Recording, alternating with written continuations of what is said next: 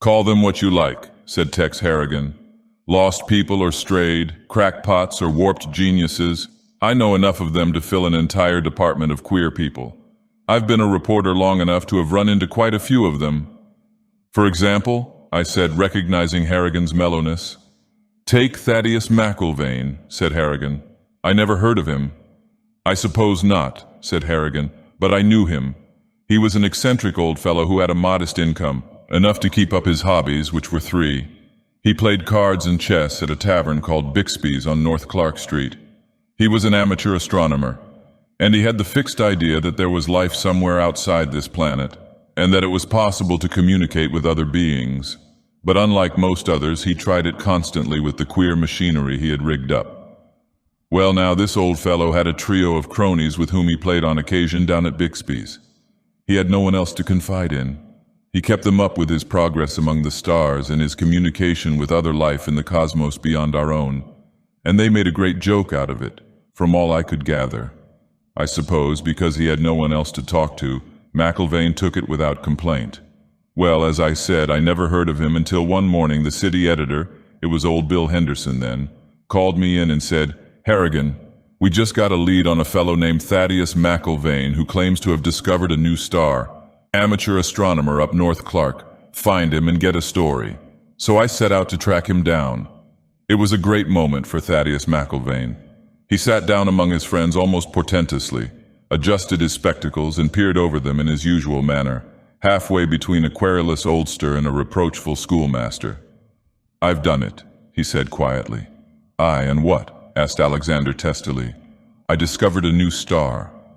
"Oh," said Leopold flatly, "a cinder in your eye." "It lies just off Arcturus," McIlvaine went on, "and it would appear to be coming closer." "Give it my love," said Richardson with a wry smile. "Have you named it yet? Or don't the discoverers of new stars name them anymore? McIlvaine's star, that's a good name for it. Hard a port of Arcturus with special displays on windy nights." McIlvaine only smiled. "It's a dark star," he said presently. "It doesn't have light." He spoke almost apologetically, as if somehow he had disappointed his friends. "I'm going to try and communicate with it." "That's the ticket," said Alexander. "Cut for deal," said Leopold. That was how the news about McIlvaine's star was received by his cronies. Afterward, after McIlvaine had dutifully played several games of euchre, Richardson conceived the idea of telephoning the Globe to announce McIlvaine's discovery. "The old fellow took himself seriously," Harrigan went on, "and yet he was so damned mousy about it. I mean, you got the impression that he had been trying for so long that now he hardly believed in his star himself any longer. But there it was. He had a long, detailed story of its discovery, which was an accident, as those things usually are. They happen all the time, and his story sounded convincing enough. Just the same, you didn't feel that he really had anything. I took down notes, of course. That was routine. I got a picture of the old man with never an idea we'd be using it. To tell the truth, I carried my notes around with me for a day or so before it occurred to me that it wouldn't do any harm to put a call into Yerkes Observatory up in Wisconsin. So I did, and they confirmed McIlvaine's star. The Globe had the story. Did it up in fine style. It was 2 weeks before we heard from McIlvaine again. That night McIlvaine was more than usually diffident. He was not like a man bearing a message of considerable importance to himself. He slipped into Bixby's, got a glass of beer, and approached the table where his friend sat, almost with trepidation. "It's a nice evening for May," he said quietly. Richardson grunted. Leopold said, "By the way, Mac, whatever became of that star of yours, the one the papers wrote up?" "I think," said McIlvaine cautiously, "I'm quite sure I have got in touch with them. Only," his brow wrinkled and furrowed, "I can't understand their language." "Ah," said Richardson with an edge to his voice, "the thing for you to do is to tell them that's your star, and they'll have to speak English from now on so you can understand them. Why, next thing we know, you'll be getting yourself a rocket or a spaceship and going over to that star to set yourself up as king or something." "King Thaddeus I," said Alexander loftily. "All you star-dwellers may kiss the royal foot." "That would be unsanitary, I think," said McIlvaine, frowning. "Poor McIlvaine. They made him the butt of their jests for over an hour before he took himself off to his quarters, where he sat himself down before his telescope and found his star once more, almost huge enough to blot out Arcturus, but not quite, since it was moving away from that amber star now. McIlvaine's star was certainly much closer to the Earth than it had been. He tried once again to contact it with his homemade radio, and once again he received a succession of strange rhythmic noises which he could not doubt were speech of some kind or other, a rasping, grating speech to be sure, utterly unlike the speech of McIlvaine's own kind. It rose and fell, became impatient, urgent, despairing. McIlvaine sensed all this and strove mightily to understand. He sat there for perhaps 2 hours when he received the distant impression that someone was talking to him in his own language, but there was no longer any sound on the radio. He could not understand what had taken place, but in a few moments he received the clear conviction that the inhabitants of his star had managed to discover the basic elements of his language by the simple process of reading his mind, and were now prepared to talk with him. What manner of creatures inhabited Earth, they wished to know. McIlvaine told them. He visualized one of his own kind and tried to put him into words. It was difficult, since he could not rid himself of the conviction that his interlocutors might be utterly alien. They had no conception of man and doubted man's existence on any other star. There were plant people on Venus, ant people on Andromeda, six-legged and four-armed beings which were equal parts mineral and vegetable on Betelgeuse, but nothing resembling man. "You are evidently alone of your kind in the cosmos," said his interstellar correspondent. "And what about you?" cried McIlvaine with unaccustomed heat. Silence was his only answer, but presently he conceived a mental image which was remarkable for its vividness. But the image was of nothing he had ever seen before, of thousands upon thousands of miniature beings, utterly alien to man. They resembled amphibious insects with thin, elongated heads, large eyes, and antennae set upon a scaled, four-legged body with rudimentary beetle-like wings. Curiously, they seemed ageless. He could detect no difference among them. All appeared to be the same age. "We are not, but we rejuvenate regularly," said the creature with whom he corresponded in this strange manner. "Did they have names?" McIlvaine wondered. "I am Guru," said the star's inhabitant. "You are McIlvaine." "And the civilization of their star?" Instantly he saw in his mind's eye vast cities, which rose from beneath a surface which appeared to bear no vegetation recognizable to any human eye, in a terrain which seemed to be desert, of monolithic buildings, which were windowless and had openings only of sufficient size to permit the free passage of its dwarf dwellers. Within the buildings was evidence of a great and old civilization. You see, McIlvaine really believed all this. What an imagination the man had. Of course, the boys at Bixby's gave him a bad time. I don't know how he stood it, but he did. And he always came back. Richardson called the story in. He took a special delight in deviling McIlvaine, and I was sent out to see the old fellow again. You couldn't doubt his sincerity, and yet he didn't sound touched. But of course, that part about the insect-like dwellers of the star comes straight out of Wells, doesn't it? I put in. Wells and scores of others, agreed Harrigan. Wells was probably the first writer to suggest insectivorous inhabitants on Mars. His were considerably larger, though. Go on. Well, I talked with McIlvaine for quite a while. He told me all about their civilization and about his friend Guru. You might have thought he was talking about a neighbor of his I had only to step outside to meet. Later on, I dropped around at Bixby's and had a talk with the boys there. Richardson let me in on a secret. He had decided to rig up a connection to McIlvaine's machine and do a little talking to the old fellow, making him believe Guru was coming through in English. He meant to give McIlvaine a harder time than ever, and once he had him believing everything he planned to say, they would wait for him at Bixby's and let him make a fool of himself. It didn't work out quite that way, however. "McIlvaine, can you hear me?" McIlvaine started with astonishment. His mental impression of Guru became confused. The voice speaking English came clear as a bell, as if from no distance at all. "Yes," he said hesitantly. "Well then, listen to me, listen to Guru. We have now had enough information from you to suit our ends. Within 24 hours, we, the inhabitants of Ali, will begin a war of extermination against Earth." "But why?" cried McIlvaine, astounded. The image before his mind's eye cleared. The cold, precise features of Guru betrayed anger. "There is interference," the thought image informed him. "Leave the machine for a few moments while we use the disintegrators." Before he left the machine, McIlvaine had the impression of a greater machine being attached to the means of communication which the inhabitants of his star were using to communicate with him. McIlvaine's story was that a few moments later there was a blinding flash just outside his window, continued Harrigan. There was also a run of instantaneous fire from the window to his machine. When he had collected his wits sufficiently, he ran outside to look. There was nothing there but a kind of grayish dust in a little mound, as if, as he put it, somebody had cleaned out a vacuum bag. He went back in and examined the space from the window to the machine. There were 2 thin lines of dust there, hardly perceptible, just as if something had been attached to the machine and led outside. Now the obvious supposition is naturally that it was Richardson out there, and that the lines of dust from the window to the machine represented the wires he had attached to his microphone, while McIlvaine was at Bixby's entertaining his other 2 cronies.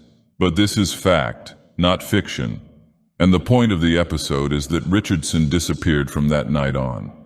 You investigated, of course? I asked. Harrigan nodded. Quite a lot of us investigated.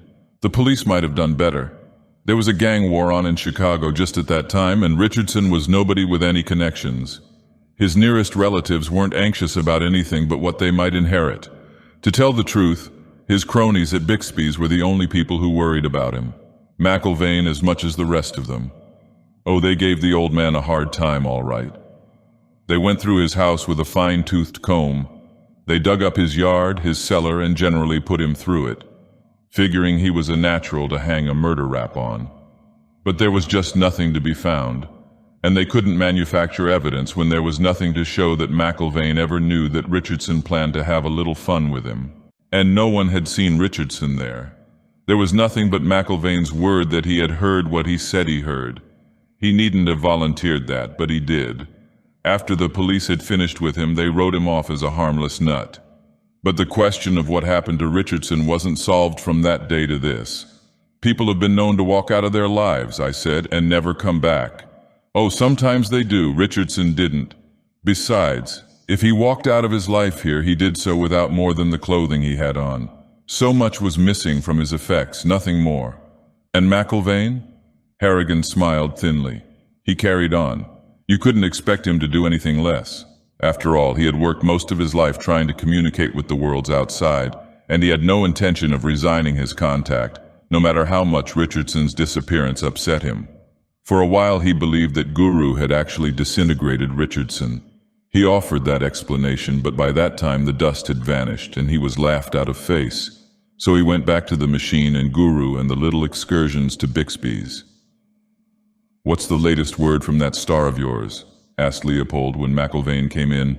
"They want to rejuvenate me," said McIlvaine with a certain shy pleasure. "What's that?" asked Alexander sourly. "They say they can make me young again. Like them up there. They never die. They just live so long and then they rejuvenate, they begin all over. It's some kind of a process they have. And I suppose they're planning to come down and fetch you up there and give you the works, is that it?" asked Alexander. "Well, no," answered McIlvaine. "Guru says there's no need for that. It can be done through the machine. They can work it like the disintegrators. It puts you back to 30 or 20 or wherever you like." "Well, I'd like to be 25 myself again," admitted Leopold. "I'll tell you what, Mac," said Alexander. "You go ahead and try it, then come back and let us know how it works. If it does, we'll all sit in. Better make your will first, though, just in case." "Oh, I did. This afternoon." Leopold choked back a snicker. "Don't take this thing too seriously, Mac. After all, we're short one of us now. We'd hate to lose you too." McIlvaine was touched. "Oh, I wouldn't change," he hastened to assure his friends. "I'd just be younger, that's all. They'll just work on me through the machine, and overnight I'll be rejuvenated." "That's certainly a little trick that's got it all over monkey glands," conceded Alexander, grinning. "Those little bugs on that star of yours have made scientific progress, I'd say," said Leopold. "They're not bugs," said McIlvaine with faint indignation. "They're people, maybe not just like you and me, but they're people just the same." He went home that night filled with anticipation. He had done just what he had promised himself he would do, arranging everything for his rejuvenation. Guru had been astonished to learn that people on Earth simply died when there was no necessity of doing so. He had made the offer to rejuvenate McIlvaine himself. McIlvaine sat down to his machine and turned the complex knobs until he was en rapport with his dark star. He waited for a long time, it seemed, before he knew his contact had been closed. Guru came through. "Are you ready, McIlvaine?" he asked soundlessly. "Yes, all ready," said McIlvaine, trembling with eagerness. "Don't be alarmed now, it will take several hours," said Guru. "I'm not alarmed," answered McIlvaine. And indeed he was not. He was filled with an exhilaration akin to mysticism, and he sat waiting for what he was certain must be the experience above all others in his prosaic existence. "McIlvaine's disappearance coming so close on Richardson's gave us a beautiful story," said Harrigan. "The only trouble was, it wasn't new when the Globe got around to it. We had lost our informant in Richardson. It never occurred to Alexander or Leopold to telephone us or anyone about McIlvaine's unaccountable absence from Bixby's. Finally, Leopold went over to McIlvaine's house to find out whether the old fellow was sick. A young fellow opened up. "Where's McIlvaine?" Leopold asked. "I'm McIlvaine," the young fellow answered. "Thaddeus McIlvaine," Leopold explained. "That's my name," was the only answer he got. "I mean the Thaddeus McIlvaine who used to play cards with us over at Bixby's," said Leopold. He shook his head. "Sorry, you must be looking for someone else." "What are you doing here?" Leopold asked then. "Why, I inherited what my uncle left," said the young fellow. And sure enough, when Leopold talked to me and persuaded me to go around with him to McIlvaine's lawyer, we found that the old fellow had made a will and left everything to his nephew, a namesake. The stipulations were clear enough. Among them was the express wish that if anything happened to him, the elder Thaddeus McIlvaine, of no matter what nature but particularly something allowing a reasonable doubt of his death, the nephew was still to be permitted to take immediate possession of the property and effects. "Of course you called on the nephew," I said. Harrigan nodded. "Sure. That was the indicated course in any event. It was routine for both the press and the police. There was nothing suspicious about his story. It was straightforward enough except for one or two little details. He never did give us any precise address. He just mentioned Detroit once. I called up a friend on one of the papers there and put him up to looking up Thaddeus McIlvaine. The only young man of that name he could find appeared to be the same man as the present inhabitant's uncle, though the description fit pretty well." "There was a resemblance then?" "Oh, sure. One could have imagined that old Thaddeus McIlvaine had looked somewhat like his nephew when he himself was a young man. But don't let the old man's rigmarole about rejuvenation make too deep an impression on you. The first thing the young fellow did was to get rid of that machine of his uncle's. Can you imagine his uncle having done something like that?" I shook my head, but I could not help thinking what an ironic thing it would have been if there had been something to McIlvaine's story, and in the process to which he had been subjected from out of space he had not been rejuvenated so much as just sent back in time, in which case he would have no memory of the machine, nor of the use to which it had been put. It would have been as ironic for the inhabitants of McIlvaine's star, too. They would doubtless have looked forward to keeping this contact with Earth open, and failed to realize that McIlvaine's construction differed appreciably from theirs. He virtually junked it, said he had no idea what it could be used for and didn't know how to operate it. And the telescope? Oh, he kept that.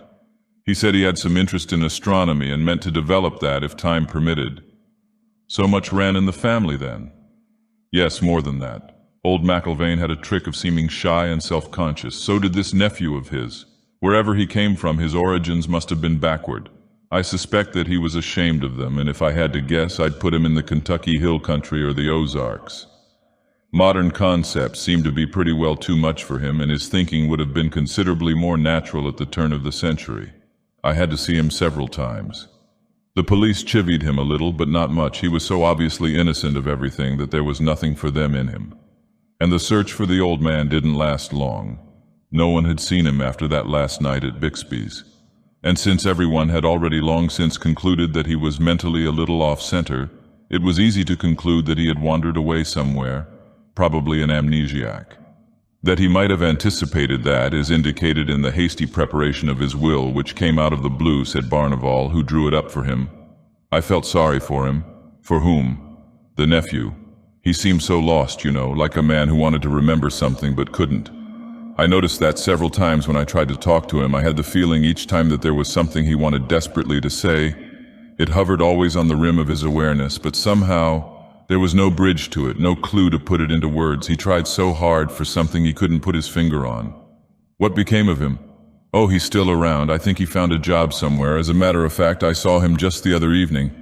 He had apparently just come from work, and he was standing in front of Bixby's with his face pressed to the window looking in. I came up nearby and watched him. Leopold and Alexander were sitting inside, a couple of lonely old men looking out, and a lonely young man looking in. There was something in McIlvaine's face, that same thing I had noticed so often before, a kind of expression that seemed to say there was something he ought to know, something he ought to remember, to do, to say, but there was no way in which he could reach back to it. Or forward, I said with a wry smile. As you like, said Harrigan. Pour me another, will you? I did, and he took it. That poor devil, he muttered. He'd be happier if he could only go back where he came from. Wouldn't we all? I asked. But nobody ever goes home again. Perhaps McIlvaine never had a home like that. You'd have thought so if you could have seen his face looking in at Leopold and Alexander. Oh, it may have been a trick of the streetlight there. It may have been my imagination. But it sticks to my memory. And I keep thinking how alike the two were. Old McIlvaine trying so desperately to find someone who could believe him, and his nephew now trying just as hard to find someone to accept him or a place he could accept on the only terms he knows.